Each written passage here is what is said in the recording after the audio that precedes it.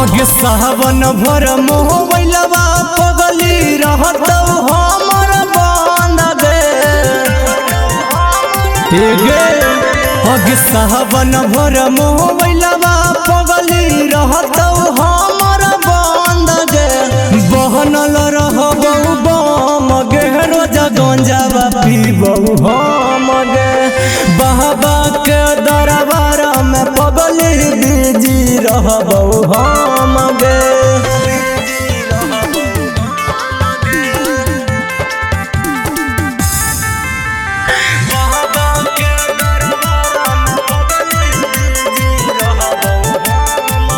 हगे जितन बात करना हो जे करल पगलिया जगे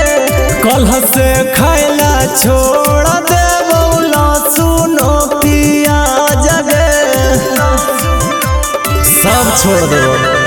जितना बात करना हो जे करल पगलिया जगे कलह से खाइला छोड़ देबौ तोहरा से नहीं मतलब रखबौ रहबौ हम मगन गे बहनल रहबौ बम गे रोजा गंजावा पीबौ हम गे बाबा के दरबार में पगली बीजी रहबौ हम गे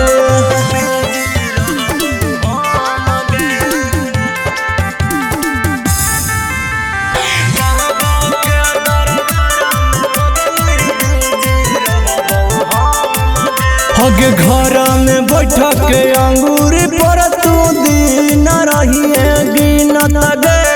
हमारा छुट्टी मिलतौ नहीं पगली एक मिनट गे व्यस्त रहेंगे घर में बैठक अंगूरी पर तू दिन रहिए गिनत गे हमारा छुट्टी मिलतौ नहीं पगली सोनू सिंगर यहाँ राइटर फिर सके करी नहीं तू तांग गे बहनल रहबौ बम गे रोजा गंजावे पीबौ हम गे बाबा के दरबार में पगली बीजी रहबौ हम गे।